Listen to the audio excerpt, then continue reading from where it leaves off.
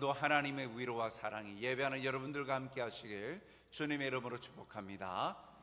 우리 앞뒤 좌우에 계신 분들과 인사를 나눕시다. 참 잘 오셨습니다. 더운 여름철 건강하세요. 함께함이 기쁨입니다.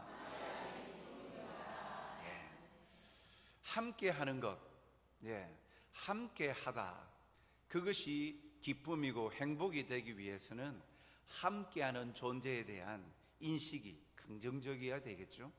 긍정적인 걸 넘어서 나에게 유익함을 준다라는 그러한 장점, 그런 것들이 있을 때 함께하는 것이 기쁨이 되고 행복이 되죠. 그런데 반대의 경우에는 함께하는 것이 참으로 괴롭죠. 나에게 있어서 항상 나를 힘들게 하고 아프게 하는 자들, 그와 함께 한다는 것은 참 고통일 것입니다. 그런데 오늘 여러분들이 저희가 시키는 대로 하였습니다만 마음에 동하지 않으면 안 하지 않습니까? 성도가 함께 예배를 드리는 것 기쁨이 되는 이유, 성도와 함께 하시는 하나님 때문입니다. 성도의 모습이 아니라 성도를 사랑하셔서 이 예배의 자리에 인도하셨고, 부족하고 연약하여도 하나님께서 사랑하시는 사람, 그 하나님께서 함께 하시기에 우리는 행복하고 힘이 되고 기쁨이 되는 것이죠. 그래서 우리 모두의 삶 속에서 하나님을 발견하는 복된 시간들이 되시길 주님의 이름으로 축복합니다.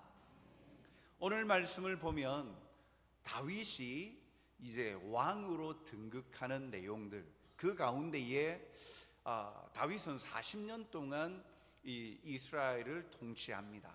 그런데 전반기와 후반기가 있어요. 크게 지역의 차이가 있습니다. 7년 6개월여 정도 동안은 초기에 유다 지파들 중심으로 왕으로서 살았어요. 그곳이 헤브론이라는 예루살렘의 남방에 있는 지역이었습니다. 헤브론을 중심으로 유다 지파 사람들 중심으로 왕으로서 등극하여서 살고 있다가 이제 그곳에서 이제 이스라엘 전체 왕으로서의 영향력을 키우기 위해서 중립지대라고 할 수 있는 예루살렘이라는 곳으로 올라갑니다. 그러니까 천도하는 거죠. 수도를 옮기는 거예요. 그래서 이 예루살렘에서 33년 동안 통치합니다. 오늘 그 내용이 바로 이 헤브론에서 예루살렘으로 올라가는 여정 속에 나와 있는 내용입니다. 먼저 그 과정 속에 우리가 먼저 보고자 하는 것은 교만이라는 단어입니다. 오늘 첫 번째 우리가 이 말씀을 통해서 먼저 좀 묵상코자 하는 것은 교만은 패배를 안겨준다라는 사실입니다.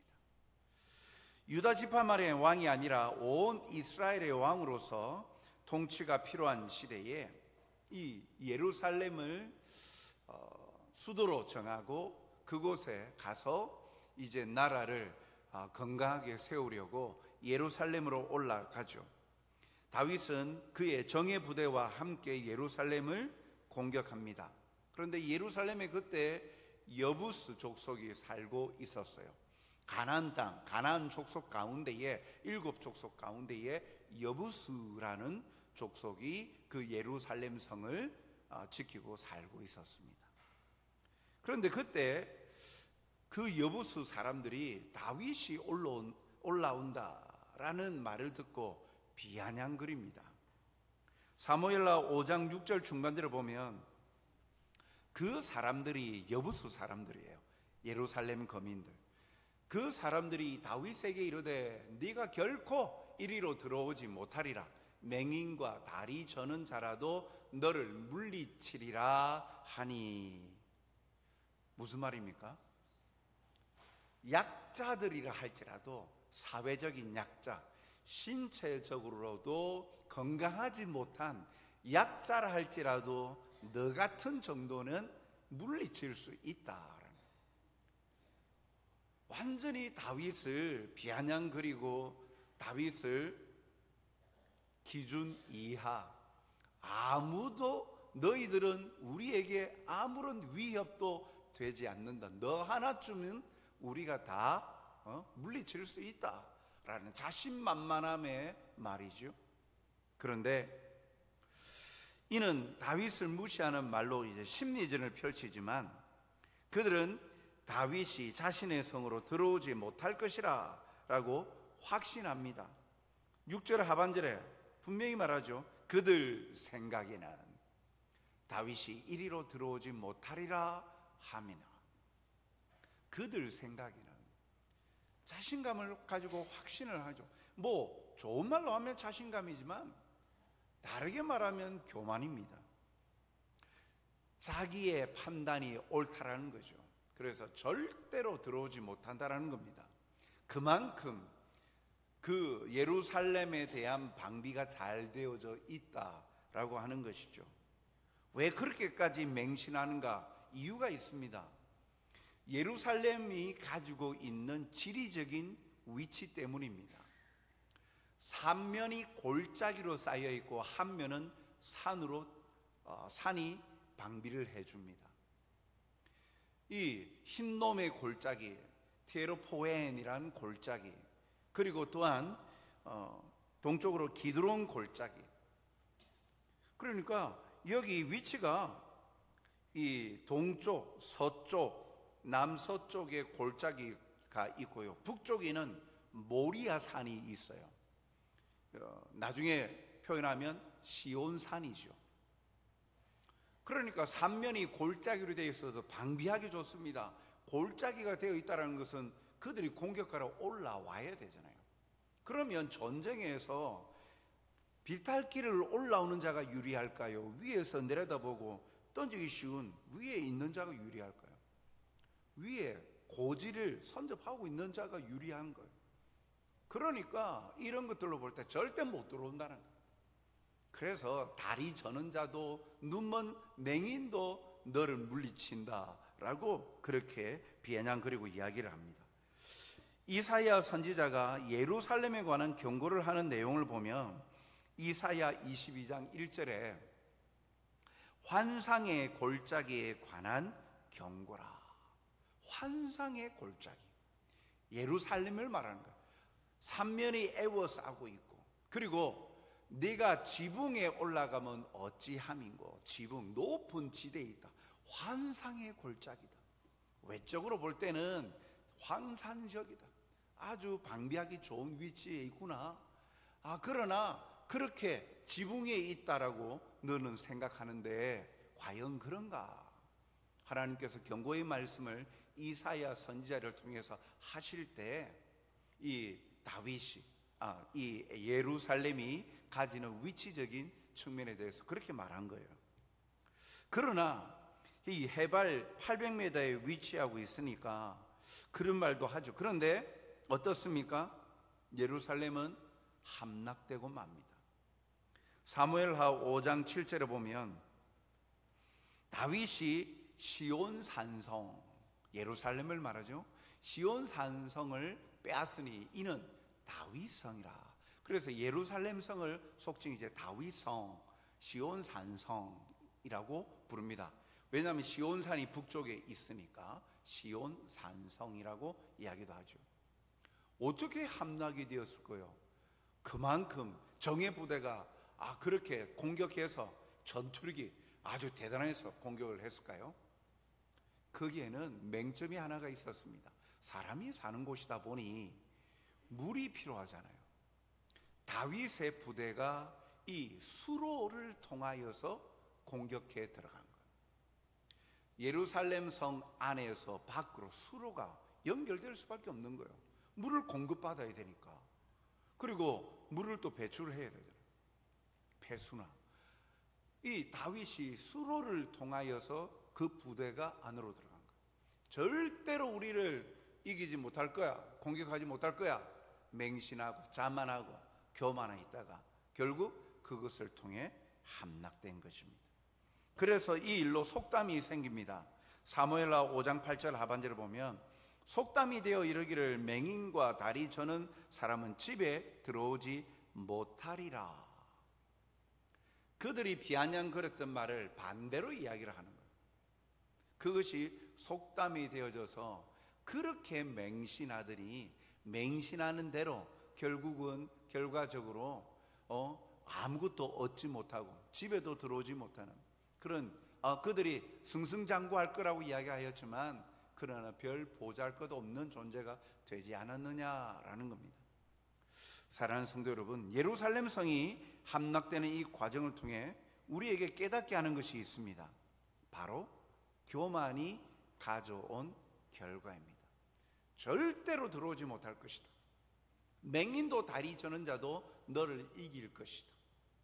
그들이 가지고 있는 환경, 여건 이런 것들로 인하여서 그렇게 자신만만해 하였지만 결과적으로 그 교만은 오히려 방비하는 일에, 그리고 준비하고 예배하는 일에 오히려 등한시하였죠.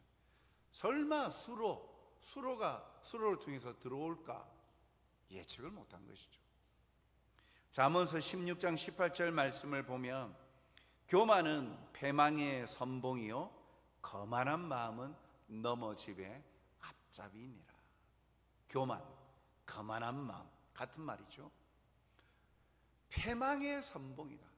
교만한 사람은 결과적으로 멸망할 수밖에 없다. 교만은 패망하는 길에 지름길이다. 패망의 선봉이다 라고 말씀하고 있죠. 여부수 사람들은 그들의 생각에 절대로 함락될 수 없다라고. 그래서 6절에도 그들의 생각에는 이라고 그랬잖아요. 그들의 판단에는. 그러나 안전하고 영원할 것 같은 그 순간이 한순간에 무너져 버리는 때가 와버렸어요. 사랑하는 성도 여러분, 우리도 마찬가지입니다. 자신만만해하고 확실하다라고 생각했던 것, 그런데 그것이 무너지는 때가 곧잘 있지 않습니까? 인생을 살아가면서 이런 적 한 번도 없다. 참 감사한 인생입니다. 그런데 한 번씩은 그토록 믿었던 그것이 사람일 수도 있고 내 생각과 내 판단일 수도 있죠. 이건 분명해, 이건 확실해 했던 것이었는데 생각지 않았던 것에 무너져 버리는. 그런데 우리 전 세계가, 그리고 또한 우리나라도 동일하게 경험하지 않았습니까? 코로나 상황 누가 예측을 했습니까? 그리고 12.3 계엄 누가 예측을 했습니까? 생각지 않았던 것들로 인하여 그런 일은 예측하지도 못한 일들이 부지기수로 일어나는 환경들이라는 것. 그래서 완전하고 확실하고 분명한 것이, 그래서 예측 가능한 인생이다 할 수 있는 자가 아무도 없다라는 거예요. 한순간에 무너지는 때가 오는 거예요. 이 땅의 것은 영원한 것이 없기 때문이죠. 세상이 내 생각과 판단대로 이루어져 가지 않기 때문입니다. 이 세상은요, 주인이신 하나님의 뜻과 계획대로 역사하는 우리는 인정해야 되는 거예요.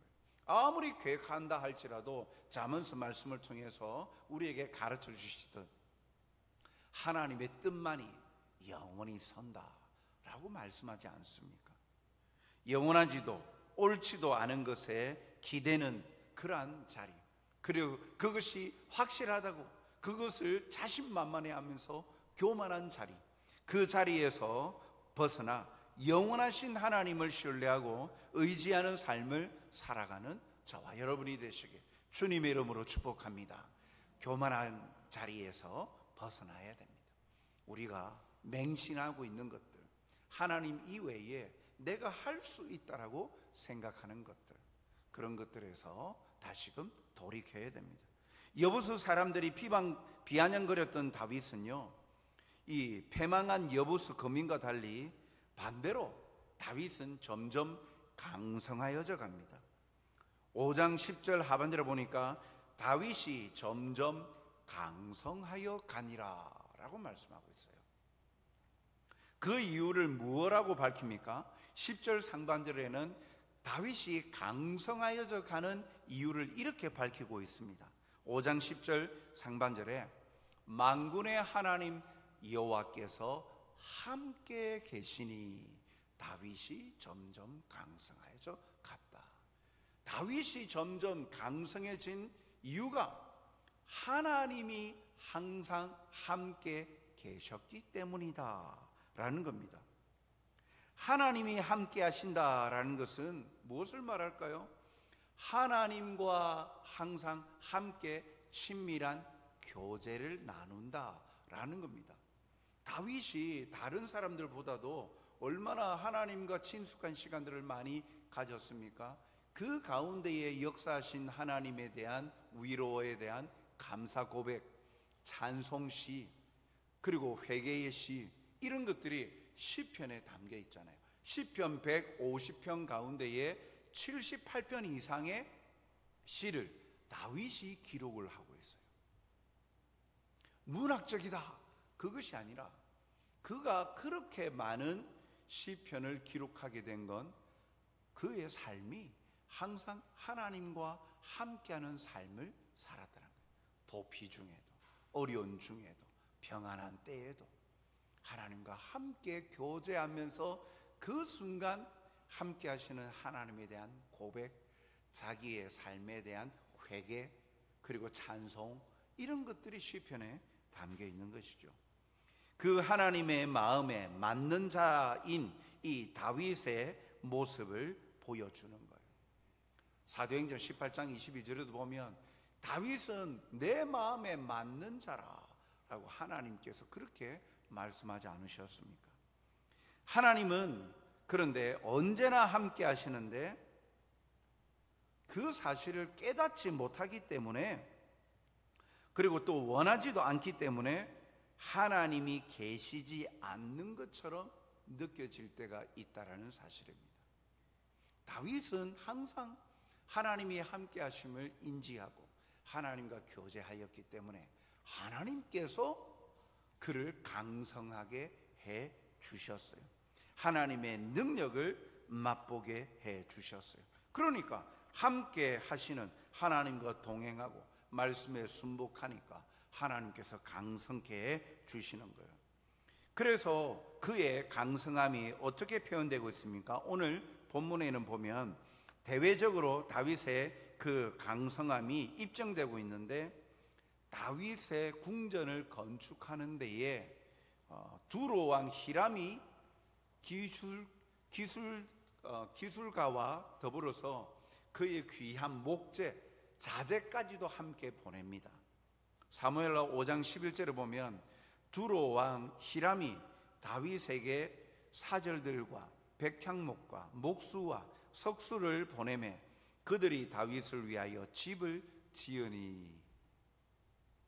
이때 당시에 두로 왕, 이 북쪽, 이스라엘의 북쪽에 있는 시돈 두로 있는데, 이 두로의 왕이었던 히람, 당대의 굉장한 부와 권력을 가졌던 왕 가운데 하나입니다. 그리고 특별한 기술을 가지고 있어요.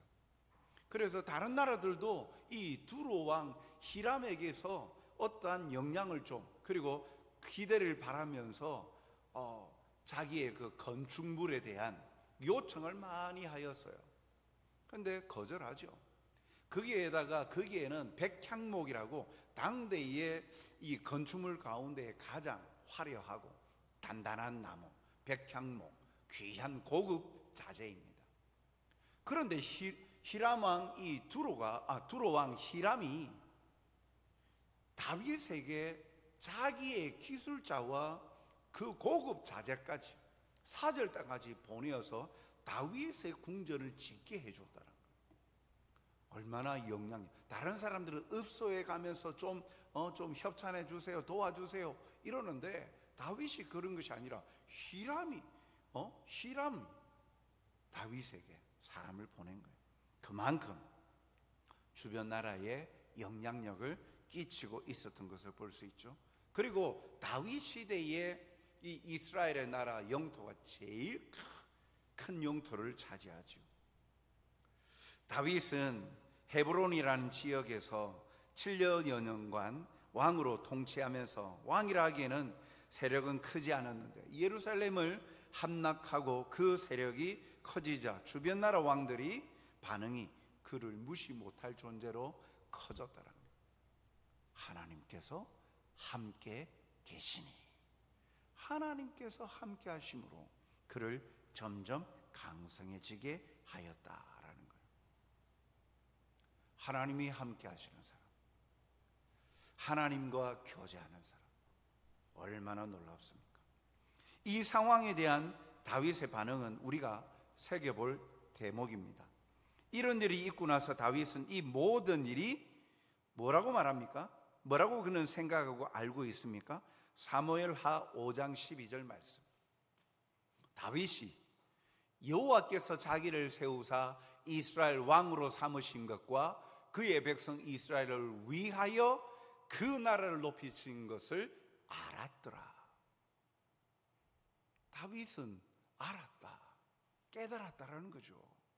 하나님께서 자기를 세우셨다. 그리고 자기가 높아진 게 자기가 잘나서가 아니라 하나님께서 그 하나님의 백성 이스라엘을 위하여서 나라를 높이시고 강하게 하셨다. 이 모든 것이 하나님께서 하신 것이다. 그것을 다윗은 깨달았다라는 거예요. 이걸 아는 것이 굉장히 참 중요하죠. 대부분은 이런 상황이라면 어떻습니까? 우쭐할 수 있는 상황 아닙니까? 우쭐함을 넘어서 자신이 교만해져서 자기가 잘나서 내가 통치를 잘해서 나라가 이렇게 강성해졌다 그러면서 대부분의 사람들 하는 건 뭡니까? 자기의 업적을 만방에 알리기 위해서, 치적을 알리기 위하여서 동상을 만든다든지 기념비를 세운다든지 그렇게 해서 만방에 알리고 자기가 높아지려고 하는 모습들 아닙니까? 그런데 다윗은 그 모든 것이 하나님께서 자기를 세우셨다, 그리고 하나님께서 하신 일이다라는 것을 알았다라는 거예요. 사랑하는 성도 여러분, 하나님이 함께 하시면 강하게 되고 부하게 되며 또한 승리를 맛봅니다. 하나님, 모든 것이 하나님의 은혜이고 하나님의 이름과 영광 위하여 나를 잘되게 하시고 세우심을 잊지 않고 감사하는 자가 되어야 됩니다. 여러분, 우리는 어떤 사람입니까? 우리도 하나님이 함께 하는 사람이에요. 왜 그렇게 말합니까? 하나님이 함께 하신다? 성령님이 함께 하시잖아요. 성령 하나님이 우리와 함께 하지 않습니까? 왜 그렇게 말합니까? 성령으로 말미암지 않고는 아무도 예수를 주라 시인할 수 없다라고 그랬어요. 예수님이 나의 구주이십니다, 예수님만이 나를 살려주시는 구세주이십니다 라고 고백하는 그 믿음의 고백은요, 성령이 계실 때만 가능한 거예요. 하나님께서 선물로 주셨잖아요. 믿음을, 성령을 선물로 주셨어요. 그래서 성령이 내주하시고 함께 하셔야 그 고백을 할 수 있는 거예요. 아무나 그 고백 못합니다. 그러니까 우리도 하나님이 함께 하시는 사람이에요. 하나님이 함께 하시는데 내 삶에는 변화가 없다? 하나님이 함께 하시는데 함께 계심의 자리에서 주인이 내가 되고 있는 건 아닐까 돌아봐야 돼요. 하나님이 함께 하시는 사람, 즉 다르게 표현하면 성령의 이끌림 받아 육체의 욕심, 내 욕망과 욕구를 위하여 살지 아니하고 성령의 이끌림 받아 성령 하나님께서 가르쳐 주시고 보여주시는 하나님의 뜻 행하기를 즐거워하고 하나님의 말씀에 순종하여 살아가는 사람, 하나님과 교제하는 사람이요, 하나님이 함께 하시는 사람이에요.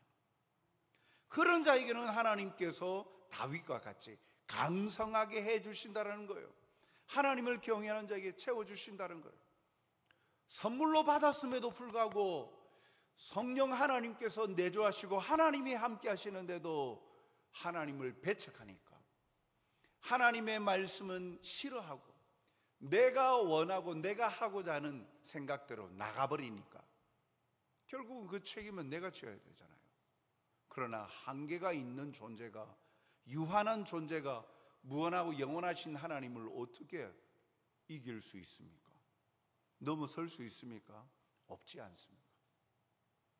사랑하는 성도 여러분, 오늘도 도우시고 지키시고 인도하시는 하나님께 순종함으로 하나님의 일하심과 역사를 경험하는 행복한 성도들이 다 되시게 주님의 이름으로 축복합니다.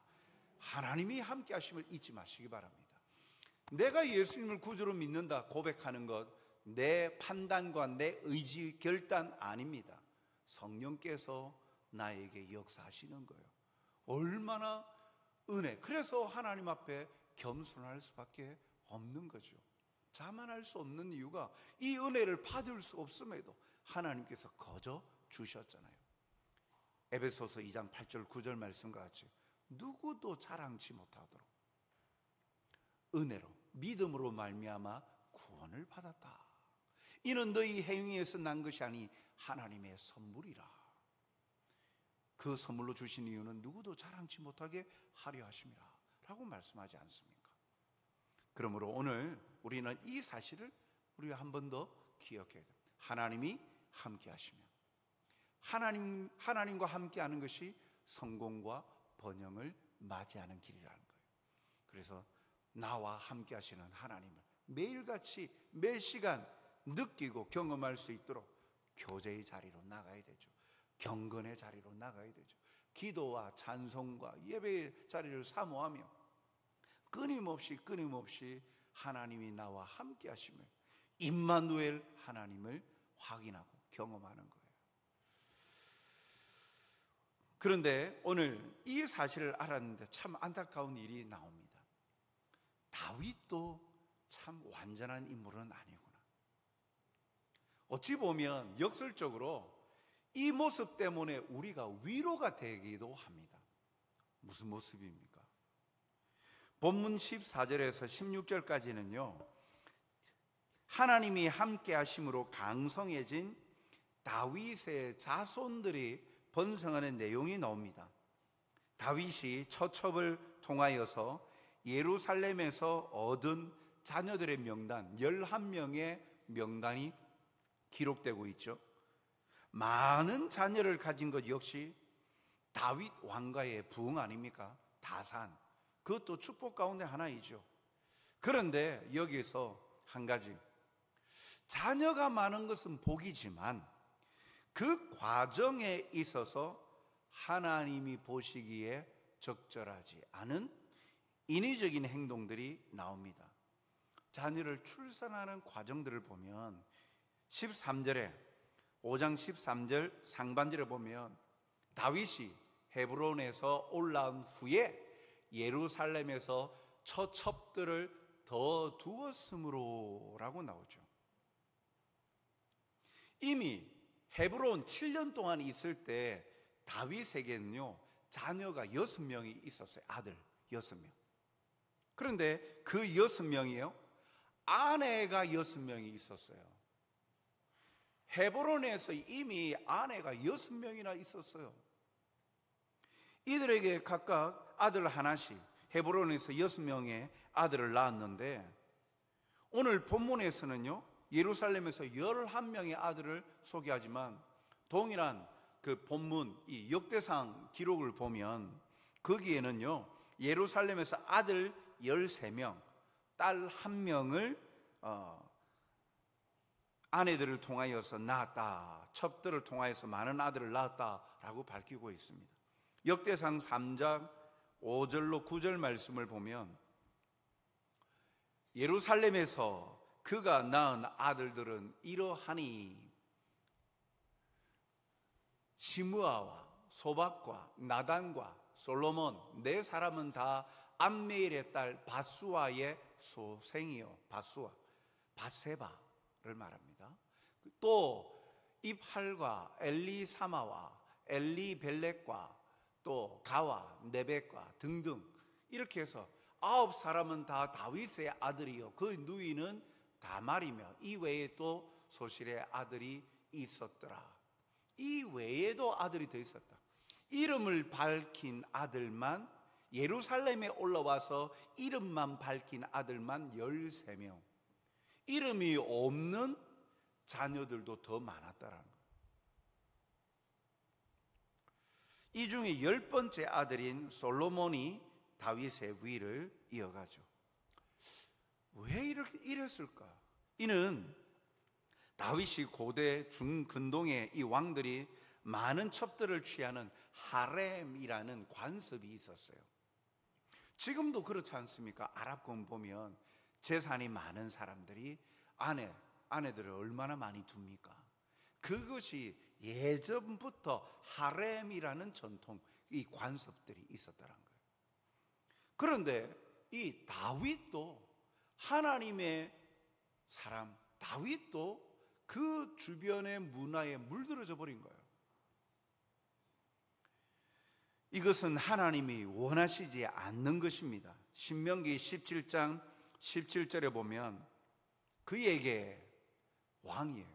왕된 자는 아내를 많이 두어서 그 마음이 미혹되게 말 것이며, 분명히 하나님께서 명령하셨는데 다윗은 그 은혜를 누리고 있었지만 그도 연약하여 하나님이 싫어하시는 일을 범합니다. 어떻게 됩니까?